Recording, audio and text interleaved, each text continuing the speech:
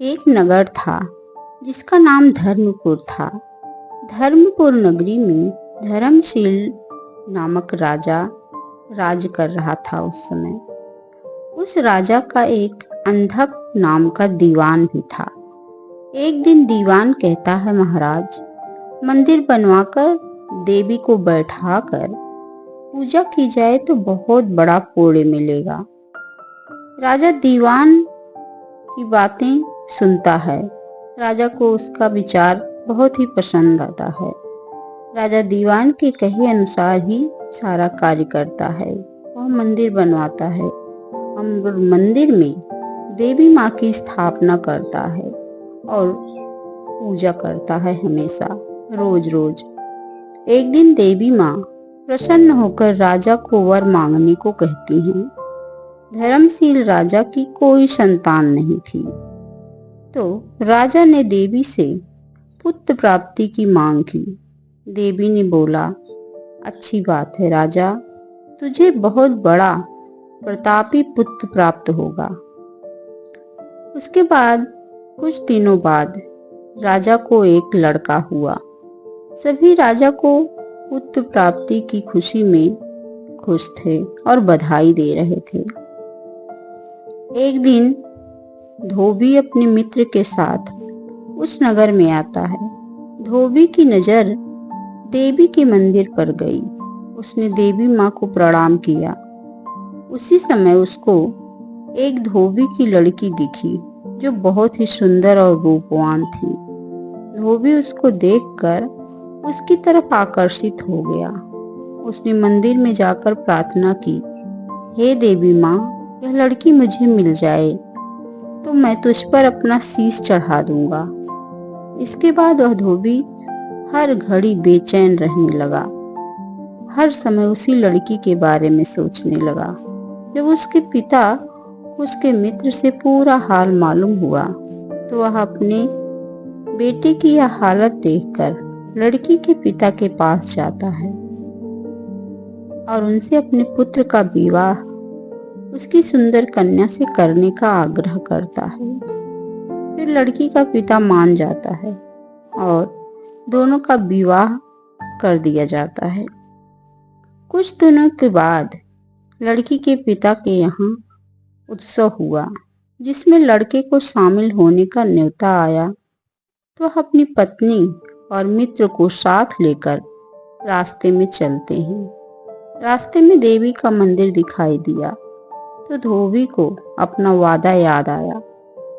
उसने मित्र और अपनी पत्नी को थोड़ी देर रुकने के लिए कहा और खुद देवी के मंदिर में जाकर तलवार से अपना शीश काटकर देवी के चरणों में अर्पित कर दिया। जब देर हो जाने के पश्चात काफी देर बीत चुकी थी, उसके मित्र देवी के मंदिर में गया। फिर तो देखा कि धोबी का शीश, शरीर दोनों अलग अलग पड़े हैं। तो वह घबरा गया। उसने यह सोचा कि यह सब क्या सोचेंगे, सब क्या कहेंगे कि उसने ही अपने मित्र की पत्नी, सुंदर पत्नी को हड़पने के लिए हत्या की है अपने मित्र की। इससे अच्छा है कि मैं भी इसी तलवार से अपना शीश काट लूं।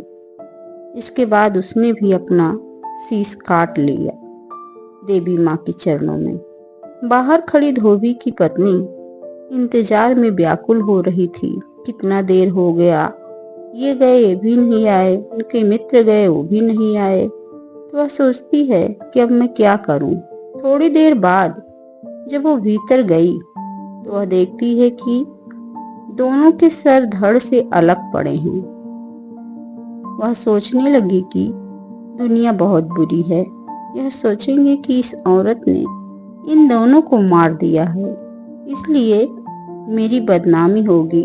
उससे अच्छा है कि मुझे मर जाना चाहिए। जैसी वह स्त्री तलवार को अपनी गर्दन पर रखती है, देवी माँ प्रकट हो जाती हैं। देवी कहती हैं, मैं तुझ पर बहुत प्रसन्न हूँ, तुम जो चाहो और मांग लो।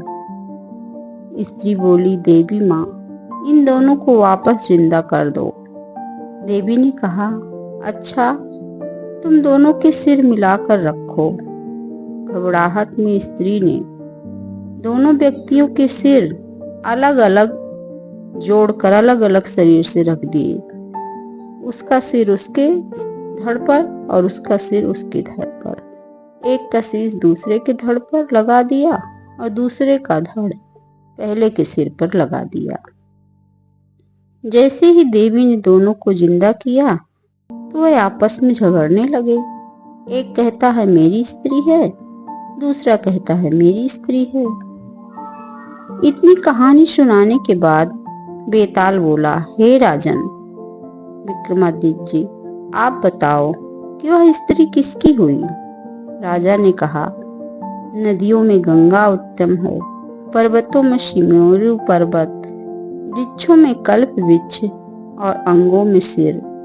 इसलिए जिस सिर पर पति का सिर लगा हो वही उसका पति होना चाहिए। इतना कहकर बेताल फिर से राजा विक्रम से दूर पेड़ पर जाकर लटक जाता है। राजा उसे वापस लाकर पकड़कर फिर से चल देते हैं, अपने नगर को निकलते हैं और बेताल फिर से नई कहानी सुनाने लगता है। आगे की कहानी आगे की वीडियो में। दोस्तों, आपको यह कहानियाँ कैसी लग रही हैं कमेंट करके ज़रूर बताइएगा और वीडियो को लाइक और शेयर करिएगा, चैनल को सब्सक्राइब करिएगा। Thank you.